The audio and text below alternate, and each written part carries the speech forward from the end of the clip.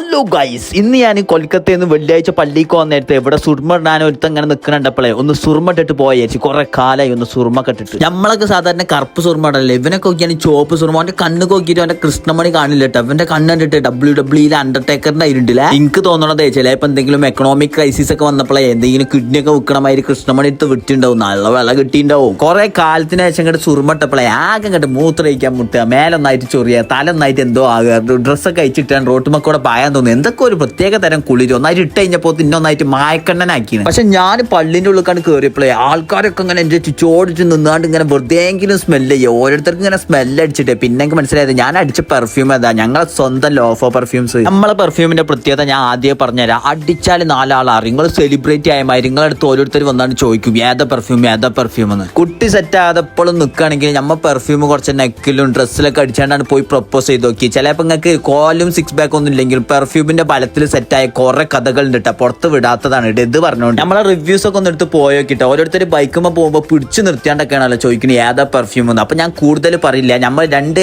എഡിഷനാണ് ഇപ്പൊ ഇറക്കിയത്, ഒന്ന് ലോഫോന്റെ സ്വീറ്റ് ബെറി, ഒന്ന് ലോഫോന്റെ ഇൻഫിനിറ്റി. അപ്പൊ ഇപ്പോഴും നമ്മളെ ഫോളോവേഴ്സിൽ ഓർഡർ ചെയ്യാത്തോണ്ടെങ്കിൽ പെട്ടെന്ന് തന്നെ പോയി ഓർഡർ ചെയ്തോളൂ. കോംബോ ഓഫറും കാര്യങ്ങളൊക്കെ അവൈലബിൾ ആണ് ഇപ്പോൾ. അങ്ങനെ പല്ല് കഴിഞ്ഞപ്പോഴേ ഞാൻ നേരെ ഫ്ലാറ്റിന്റെ മേലെ പോയാണ്ട് കൊൽക്കത്തയിലെ അവസ്ഥകൾ എന്താന്നൊക്കെ നോക്കാൻ വേണ്ടിട്ടൊന്ന് മേലെ കയറി കഴിഞ്ഞിട്ടാ. അപ്പണ്ട് മോനെ ഒരു അമ്മൂമ്മ അതാ ട്രെയിനൊക്കെ പോകണ റെയിൽ പാളത്തിന്റെ അടുത്ത് നിന്നാണ്ട് അതാ സാരി എടുക്കണം, അത് ഉടുത്തയച്ചിട്ടുണ്ട്. ആൾക്കാരൊന്നും നോക്കണമെന്നില്ലടാ. പിന്നെയാണ് ഞാൻ ആലോചിച്ചത് എന്നും ഇപ്പൊ ഒരു സീൻ തന്നെ കണ്ടാണ്ട് ആർക്കായാലും അടുത്തോല, അതുകൊണ്ടാവുന്ന തോന്നുന്നുണ്ട്. ആരും മൈൻഡ് ചെയ്യണമെന്നല്ലേ, തള്ള അവിടെ നിന്നാണ്ട് തിരുമ്പണ് ചിക്കണ് ഒക്കെ ചെയ്യണൊക്കെ ഉണ്ട്. ആരും മൈൻഡ് ചെയ്യാതെ അങ്ങനെ പോകും. കുറച്ചേരം ഞാൻ അങ്ങനെ നോക്കിന്നപ്പോഴേ പിന്നെയാണ് ഞാൻ അങ്ങനെ ഓരോന്നും ആലോചിച്ചിട്ട്. അപ്പൊ അവിടെ ആ അമ്മച്ചിക്ക് ചിലപ്പോ കുറെ മക്കളൊക്കെ ഉണ്ടാവും, ഓലൊക്കെ ചിലപ്പോ ഒഴിവാക്കിയതാണെങ്കിലോ. എന്നാലും ഓല് നിക്കണ ആ സ്ഥലം ആലോചിച്ചിട്ട് എനിക്ക് പേടിയായിട്ടാ. കാരണം എങ്ങാനും എന്തെങ്കിലും ഒരു ഇതിന് ട്രെയിനായിട്ട് തട്ടിണ്ടെങ്കിൽ മരിച്ചോലടാ. അപ്പൊ അവിടെ ഇപ്പോഴും അവിടെ ഉണ്ടോന്ന് പഠിച്ചോർക്ക് അറിയാം.